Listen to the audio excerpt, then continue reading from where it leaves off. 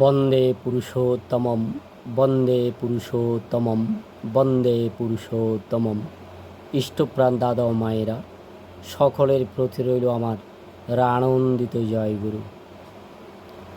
পরম দয়ালের যেমন তাকে দেখি কিছু আলোচনা করার জন্য চেষ্টা করছি। আপনারা আমার YouTube channel the Hindu subscribe, like, share করে আগামী দিন কিছু বলার জন্য উৎসাহিত করবেন। 8 বছরের ছোট মেয়েটি তার বাবার কাছে জানতে চেয়েছেন রাধাকৃষ্ণ ভজনার মন্ত্র কেমন করে পাওয়া যায়। ভগবানের কাছে খুব কাঁদতে হয়, ভগবান তাহলে এসে মন্ত্র দেন বুঝি। হারে, কখন আসেন ভগবান?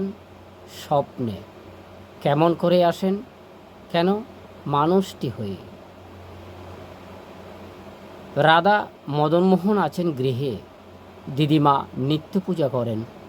সেই যুগল বিগ্রহের বালিকার সাথ হয়েছে, সেও পূজা করবে। কেবল বুঝি বড় মানুষে পূজা করবে, আর আমাকে বুঝি পূজা করতে নেই? ওসব শুনেছি না। আমাকে পূজা করতে দাও, শিখিয়ে দাও আমাকে পুজোর মন্ত্র।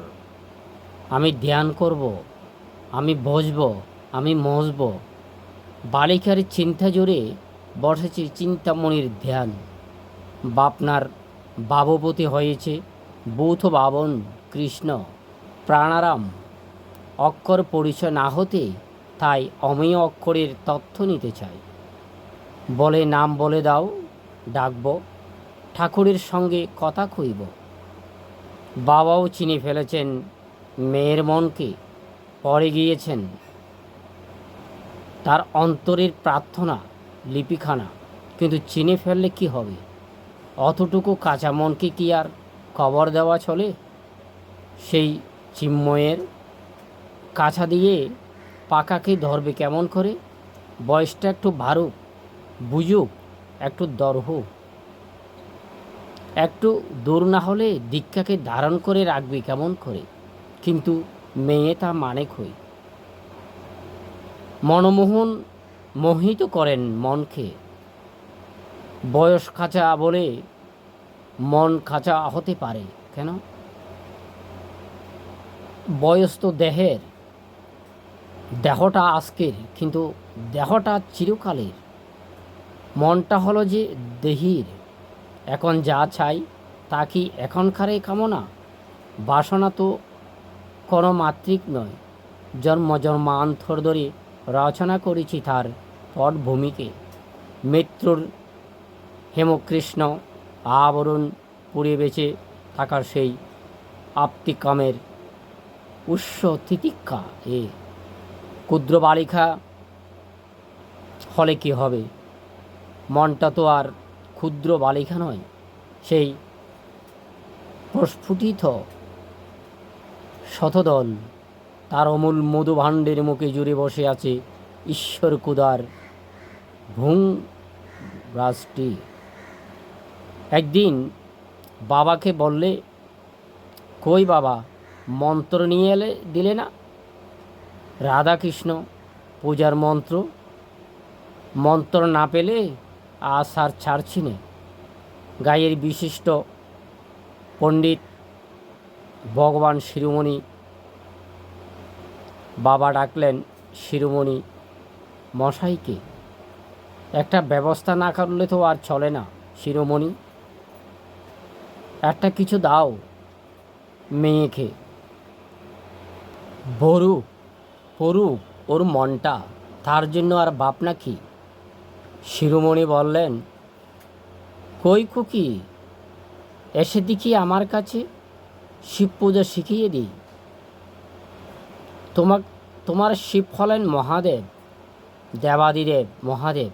নিজের হাতে সেই আদিদেবীর অর্চনা পুজো পাবে, মন্দ কি?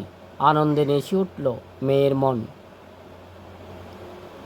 মাটি এনে চেনে শিব মূর্তি তৈরি করা হলো।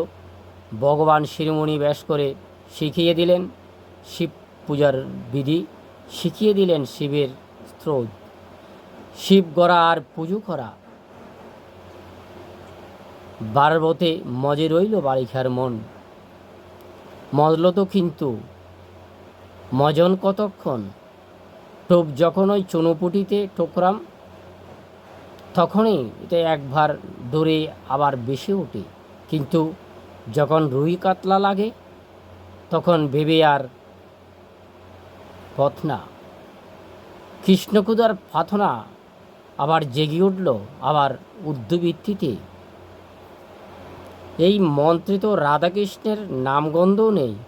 মহাদেব তো পূজ্যই, কিন্তু পুজো দিতে চেয়েছিলাম দেবারাধ্য বাসুদেবের পায়ে। কৃষ্ণ প্রাণারাম ছাড়া আরাম নেই এই মনের বেআরামের।